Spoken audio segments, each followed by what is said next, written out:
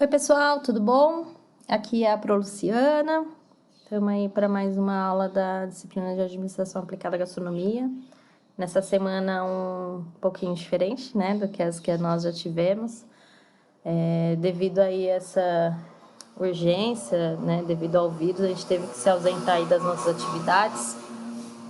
Estou em casa, né? Espero que vocês entendam aí os barulhos que possam atrapalhar um pouquinho o meu áudio. Tô com o meu filho, né? Agora ele tá quietinho, tá bonzinho. Conversei bastante com ele para que, né, deixe a mamãe gravar as aulas aí sossegada. Mas enfim, né? A gente sabe que em casa, no nosso dia a dia, sempre tem algum ruído. Tem passarinho também, pode ser que vocês ouçam aí algum barulho de passarinho. Bem, pessoal, fico aí à disposição, tá? Para vocês, surgindo dúvidas, podem me procurar. Estou à disposição. Manda e-mail para mim, o e-mail está aí na tela. Os representantes têm o meu WhatsApp. Utilizem também essa ferramenta se assim vocês acharem que é necessário, né? Essa semana a gente precisa aplicar atividade. Vou mandar para vocês a atividade. E aí gostaria também que vocês me dessem esse retorno da atividade até o final da semana, para poder estar fazendo o lançamento das notas, tá? A disciplina de hoje, então, gente, é referente à aula 3, que está lá no nosso material didático, que é de aspectos contratuais. Né? Aspectos contratuais, então, que veremos, né? Questões burocráticas, tributárias também, quanto a contrato social, objeto social, o que é CNPJ, né? Tipos de empresas. Acredito que auxiliará aí muito vocês na gestão das suas carreiras, tá? Futuros empreendedores, futuros homens e mulheres aí de negócios na área de alimentação, né? De gastronomia. Então, gente, vamos começar falando sobre os aspectos burocráticos. A gente já falou em aula passada sobre a burocracia, não sei se vocês se recordam, mas lembrem, pessoal, que a burocracia é a rigidez, né? Burocracia é quando eu tenho padrões muito bem estabelecidos, eu tenho regras, e eu preciso. A burocracia, como eu falei para vocês, né? Já desde o princípio, quando surgiu questões de que a empresa precisa ser burocrática, é para manter o controle, né? Então, hoje, quando a gente pensa em burocrático, a gente já pensa em algo devagar, algo que tem muita ficha para preencher, autoridade. A burocracia, gente, como falado já em aulas passadas, ela traz aí para o gestor o controle, né? O controle, o domínio sobre as suas atividades. Então, se eu sou burocrática, eu consigo dominar, eu consigo controlar, né, o meu negócio. Hoje, nós temos questões tributárias, por exemplo, que as empresas precisam, assim, pagar suas taxas, seus impostos referentes às suas atividades. Tudo isso, gente, é um controle burocrático que o Estado, né, o nosso Estado, quando eu falo em Estado, gente, Estado com E maiúsculo, que representa, né, então, a União, os estados e municípios, né, eles têm aí o poder, eles têm a questão da burocracia para nos cobrar, né, cobrar os seus impostos, as taxas, né, cobrar aí os tributos referentes às nossas atividades como empresários, né? Isso eu estou falando na área de pessoa jurídica, mas pessoas físicas também, né? Nós também devemos aí os nossos tributos ao Estado.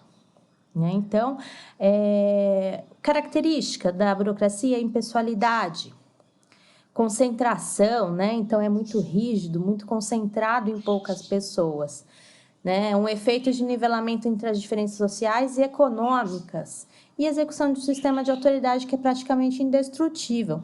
Então, gente, não sei se vocês se recordam, se não se recordam, dá uma puxada lá no material da aula passada, a gente falava de organograma, por exemplo.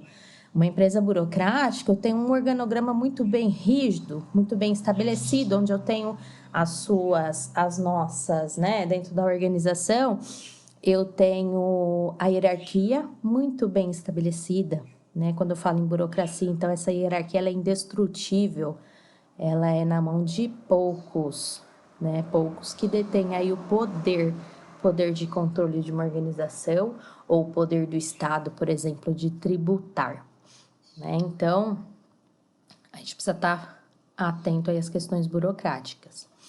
3 fatores aí são os principais que favorecem o desenvolvimento da burocracia. Né? Um deles é o desenvolvimento de uma economia monetária.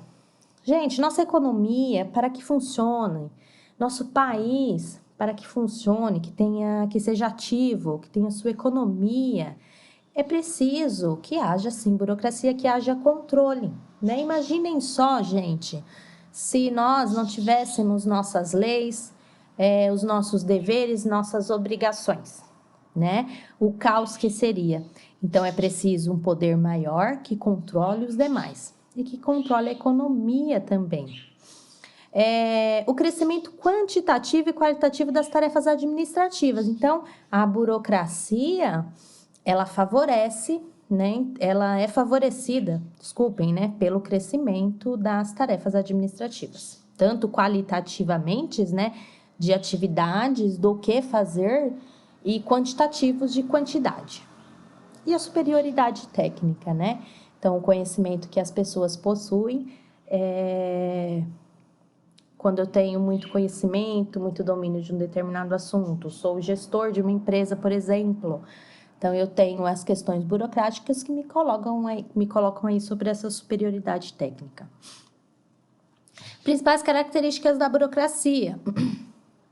Caráter legal das normas e regulamentos. Gente, burocracia é lei, é norma, é regulamento, tá? Então, uma empresa burocrática, ela tem suas normas e regulamentos. Claro, pessoal, que as empresas precisam ser burocráticas, elas precisam ter as suas normas e regulamentos.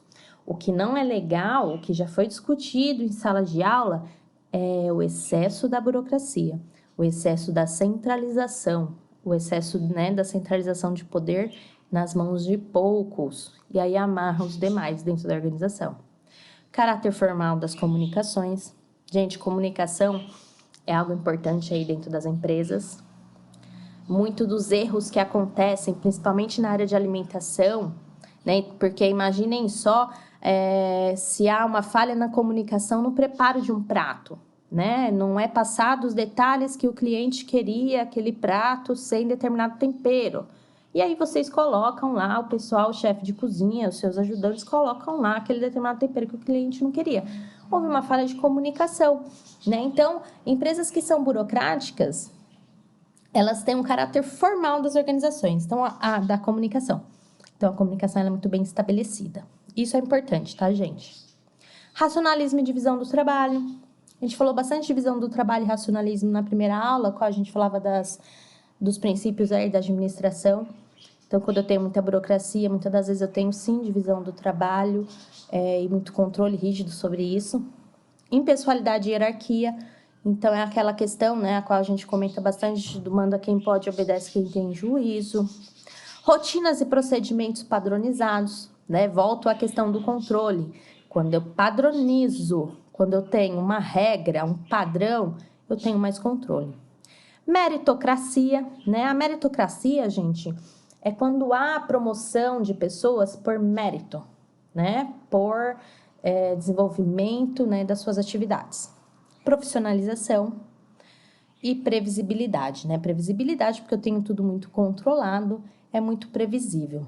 Claro que, gente, no mercado que a gente vive atualmente, a previsibilidade, né, ela é cada vez mais difícil de se ter. Mas dentro do funcionamento da minha organização, isso for voltando aí para as características internas, às vezes algumas ações, alguns resultados, eles são previsíveis. Quanto ao contrato social, gente, contrato social é um documento, né, um importante documento aí. Ele descreve, gente, de uma maneira bem clara, tudo sobre a empresa, né? Ele seria o documento de apresentação da organização. Mostra responsabilidades, participações, nele contém endereço, contém a razão social da empresa, mostra o balanço social e econômico da organização, responsabilidade dos sócios, né? Qual a cota de participação aí de cada um deles, quantos são os seus sócios, com o quanto eles entraram nessa sociedade.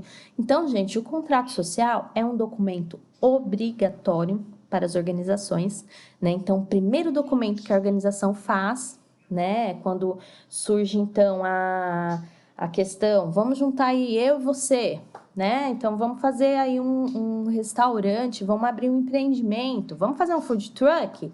Vamos, legal. Então, eu entro com o veículo. Eu entro com o dinheiro. Então, com esse dinheiro a gente compra material, a gente compra máquinas, a gente compra o que for aí necessário para que aconteça o nosso negócio. Contrato social, então, é o primeiro passo que a gente faz. É um documento, então, que ele vai trazer para os sócios a segurança, né, daquela ação a qual está acontecendo. Traz as responsabilidades de cada um para que não haja aí futuramente possíveis desentendimentos, tá? Contrato social, então, que é um documento que você registra lá na junta comercial. Registrando na junta comercial o contrato social, isso vai ser encaminhado para a Receita Federal. A Receita Federal vai, então, analisar o contrato social de vocês e vai emitir um CNPJ, que é um Cadastro Nacional de Pessoa Jurídica. É uma numeração, gente. Nós temos o nosso CPF, que é o Cadastro de Pessoa Física, né? Ao nascer, a gente tem o direito de registrar. Hoje em dia, né, desde o ano de 2015, as crianças já nascem, quando os pais fazem lá o seu registro em cartório, eles já recebem um número de CPF. As empresas são a mesma coisa, tá, gente? Então, quando a empresa nasce, a Receita Federal emite aí a numeração desse CNPJ, né? Então, é uma numeração da organização, é o primeiro passo, então, né, após o contrato social, que vai gerar aí essa pessoa jurídica. É o nascimento aí dessa pessoa jurídica, dessa organização. Através desse CNPJ, a empresa, então, consegue iniciar as suas atividades, ela vai conseguir emitir nota fiscal, fazer compras. E esse CNPJ, gente, essa numeração, ela acompanha a empresa aí por toda a sua vida. Assim como nós temos nossa vida, né? A empresa também é uma pessoa, claro que jurídica, com as suas atividades financeiras e que a qual o CNPJ vai acompanhá-lo aí no decorrer da sua vida. Pode mudar de sócio, pode mudar o objeto social, se for o caso, porém o CNPJ permanece, ok? Aqui eu tenho duas naturezas jurídicas. Claro que existem outras, gente, mas o enfoque aí do nosso material está nessas duas. Vamos vê-las então, né? A sociedade limitada, gente, é um tipo de sociedade a qual os sócios, eles têm cotas de participações, né? Então, essa questão de ser limitada é a limitação da participação de cada sócio, tá? Recebe essa sigla, né? LTDA. Acredito que todos vocês já trabalham, conhecem alguma empresa, qual no seu nome social, na sua razão social, tem lá no final LTDA. Então, significa que é uma empresa limitada, onde eu tenho, né, suas normas, né, baseadas nos valores que foram investidos aí por cada sócio, cada um com a sua cota de participação. É um dos mais utilizados aí no Brasil também, né? Ele trata aí do limite de responsabilidade de cada sócio. Lá no nosso material, gente, tem um exemplo que fala sobre uma pizzaria delivery. Então, por exemplo, gente, eu tenho uma pizzaria, ela é delivery, eu tenho meu contrato social. Lá no contrato, eu especifico que o objeto dela é de alimentação para fornecimento para transporte de alimento, né? Uma pizzaria que vai, então, transportar. Lá, então, vai estar especificado que não haverá consumo desse alimento no local. Isso, gente, tem que estar muito estabelecido, bem estabelecido, porque a empresa, lá no seu contrato social, ela vai definir o seu objeto, a sua atividade. Através disso, ele vai ter a sua tributação específica. Ela não pode fugir disso, né? Então, como exemplo que está lá, essa pizzaria delivery, uma sociedade limitada, os sócios, então, têm que prezar para as atividades a qual estão descritas lá no contrato social. Vai fornecer pizzas e entregar na casa do cliente, tá? Em nenhum momento eles poderão, por exemplo, fabricam pizzas e fabricam doces, né? Então, eles entregam também bolos. Não, gente, porque ela tem muito especificada qual é a sua atividade fim, tá? Sociedade anônima é uma outra natureza jurídica, também muito conhecida por vocês, com certeza, onde eu tenho as cotas, né, de participação que são colocadas aí à venda, né, através da Bolsa de Valores. Então, os lucros se dividem entre esses acionistas, essas pessoas que compram essas cotas de participação. Elas recebem, então, né, dependendo, os lucros aí são divididos através da quantidade de cotas que os seus acionistas possuem, tá? Ela é um outro tipo é uma outra natureza jurídica, né, tanto quanto diferente, ela traz essa possibilidade. Muitas das vezes, pessoal, a empresa ela é limitada, ela expande, ela está em crescimento, então ela tem essa possibilidade de fazer essa alteração dessa natureza jurídica e conseguir mais investimentos para sua organização. Claro que, pessoal, ela tem que prestar contas com esses acionistas, tá? Então, ela vai receber esse dinheiro dos acionistas, a sua empresa é de capital aberto, demonstração de resultados de exercícios, balanço patrimonial, né? Esses documentos contábeis, eles são públicos. Todos os acionistas e qualquer pessoa que acessar o site da Bolsa de Valores ou da própria organização terão acesso a essas informações, tá? Porque ela é uma sociedade anônima. Eu tenho um exemplo da sociedade anônima.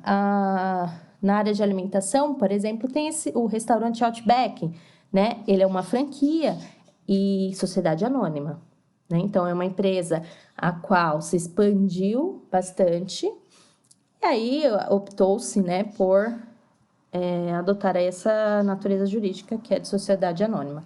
Qualquer um de nós, tendo, né, capital, a gente consegue fazer investimentos nessa empresa, né, assim como tantas outras.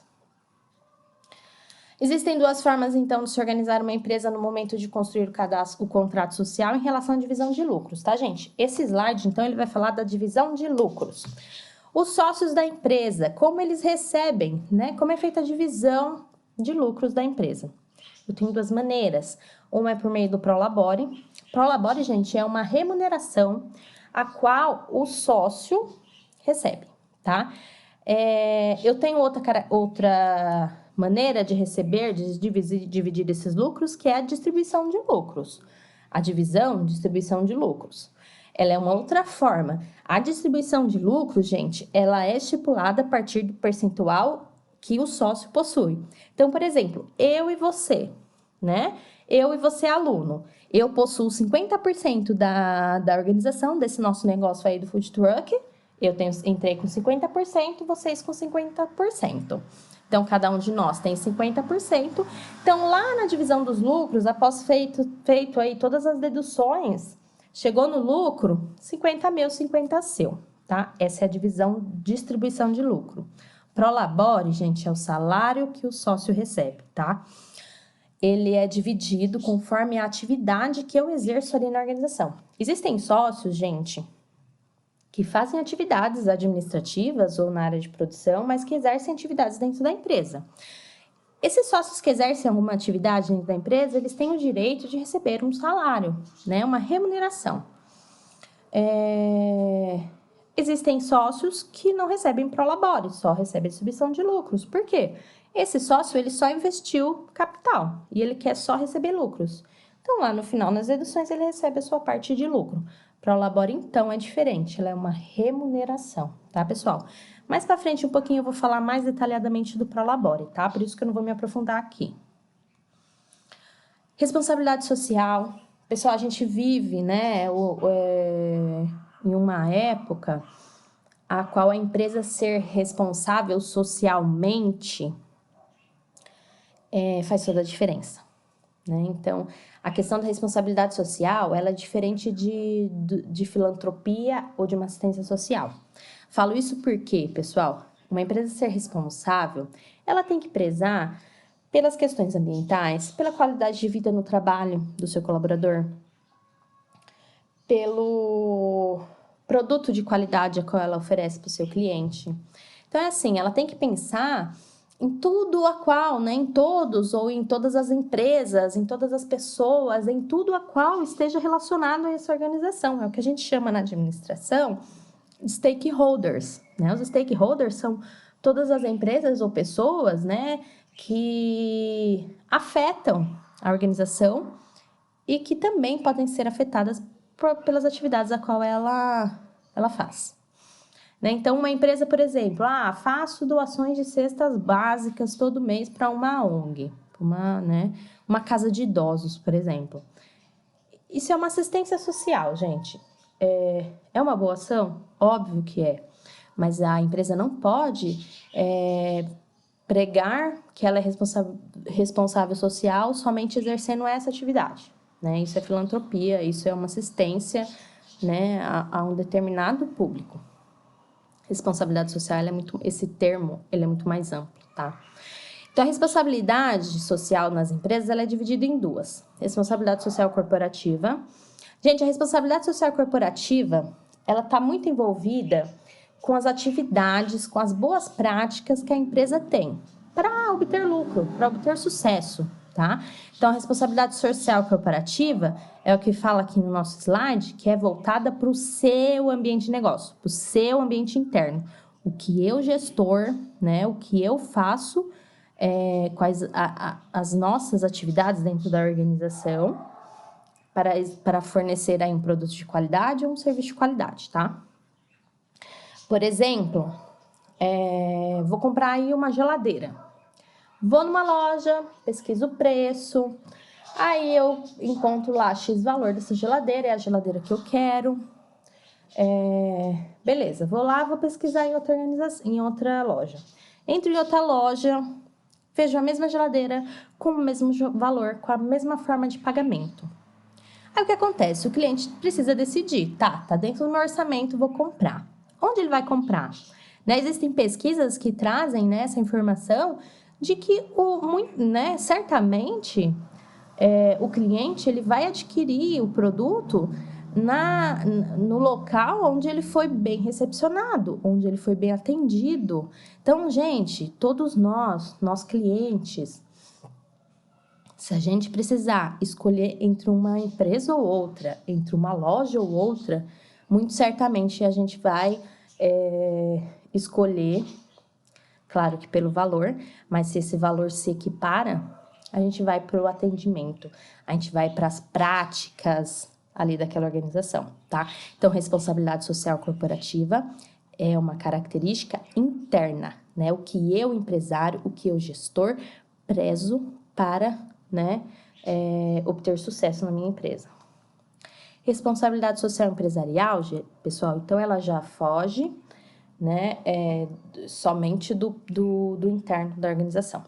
Ela está envolvida, então, também com o interno, que é a questão da qualidade de vida e bem-estar do público interno, redução de impactos negativos da sua atividade na comunidade e meio ambiente. Então, gente, a empresa responsável social, né, com responsabilidade social empresarial, é aquela que preza por suas ações, né, e se preocupa para o reflexo das suas atividades, o que isso vai gerar na comunidade, no meio ambiente e no social, tá? Então, ele é muito mais amplo. Uma empresa socialmente responsável, ela preza por suas atividades internas e o quanto isso vai afetar, né, as questões externas. Voltando, então, para as questões contratuais. O objeto social. Objeto social, gente, então, é o que a empresa vai fazer. Qual é o seu objeto? Qual é o seu objetivo? Né? Eu estou construindo essa empresa para quê? Né? Então, estou fazendo aí um food truck com vocês. Estamos fazendo o nosso negócio. E aí, qual é o nosso objetivo? Fornecer comida rápida com qualidade, né? A gente fala que é o coração do contrato da empresa, né? Quando a gente fala no objetivo, gente, é para que essa empresa existe, tá? As atividades descritas no objeto social influenciam diretamente na tributação. Então, gente, o que eu descrevo lá no meu objeto social define a tributação a qual essa empresa vai pagar, né? Se vai ser simples nacional, lucro real, lucro presumido, cada uma dessas características, né, tem uma tributação específica. Então, é importante ter isto muito claro lá no contrato social, né? Então, vamos lá. Uma vez inserida, é o que eu acabei de falar, né, gente? Então, eu tenho isso muito bem registrado em órgão competente e estabelecido muito bem o meu objeto social, eu vou fazer o pagamento, né, o que é obrigatório dos meus tributos, né, como tributos federais, estaduais e municipais, tá? É possível mudar, né, mas é possível mudar essa objeto social, só que eu faço uma modificação contratual. Gente, preciso modificar contrato social? Modifico, volto na junta comercial, né, para os devidos registros. Fica proibida também a emissão de documentos fiscais em desacordo com o produto oferecido. Então, eu sou uma empresa, né, que forneço pizzas delivery, né? Então, entrego pizza. Eu não vou fazer, por exemplo, uma nota fiscal de um conserto de celular. Não, gente, não é a mesma atividade, tá? Então, não pode. Prolabore, então. Vamos voltar aí para a questão do prolabore. Prolabore. É a remuneração do sócio, tá? Então, eu tenho um sócio que trabalha dentro da organização. Esse sócio, o que ele pode fazer? Pessoal, tem sócios que optam por não receber o prolabore, tá?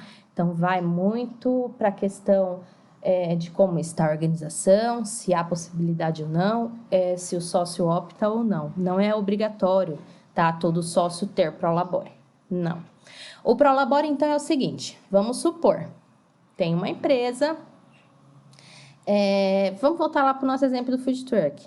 Eu tenho 50%, você outro 50%. Eu fico lá o tempo todo, né? Você fica lá, porque vocês são, né, os gastrônomos, você fica lá na produção. Eu fico você é o chefe de cozinha. Eu, como administradora, não conheço muito da área de alimentos, então eu vou ficar cuidando do pré-preparo, eu vou cuidar da limpeza, eu vou fazer uma atividade, né, um pouco mais simples que a sua.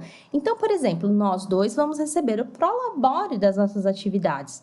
A minha é uma atividade de um ajudante de serviços gerais. Quanto ganha um ajudante de serviços gerais hoje em dia? Então, é feito um levantamento. Vamos supor que esse ajudante de serviços gerais vai ganhar um salário mínimo, tá?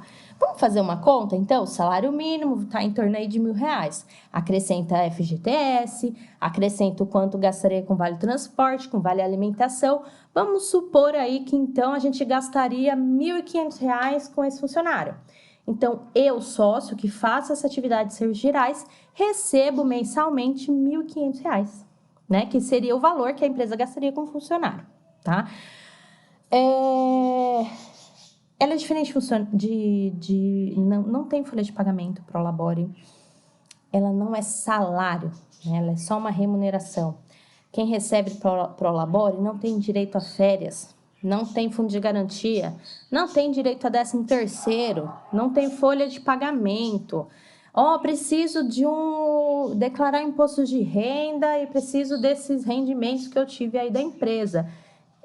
Contador pode emitir uma declaração dos valores que você recebeu, tá? Mas não tem folha de pagamento. Só recebe quem exerce as atividades, então, se eu trabalho na empresa, recebo o prolabore. Não se trata aí de divisão de lucros, né? Divisão de lucros é outra questão, é a divisão conforme a cota de participação, né? Então, independente se o sócio trabalha ou não, ele tem direito à divisão de lucro, conforme a sua cota de participação. A divisão de lucro, então, é a sobra depois de todos os custos, despesas e impostos a serem pagos. Então, lá na demonstração do resultado do exercício, gente, de uma organização, eu tenho todas as deduções de impostos, deduções de tributos, de cargas tributárias e de despesas e custos. Isso vai, né, sendo deduzido até chegar no que lucrou, do que a empresa lucrou. Desse resultado final é que eu tiro, então, a parte de cada sócio. Para finalizar a aula, gente, a questão de compra, venda e locação do estabelecimento para alimentação. Esse é um item que é preciso muito planejamento, tá? Vou abrir um novo negócio, tá? Vou comprar o ponto? Vou alugar? Então, é preciso levantar. O que a empresa tem de disponível de capital? Dá para comprar aquele ponto? Será que se eu comprar eu vou ter menos gastos futuros?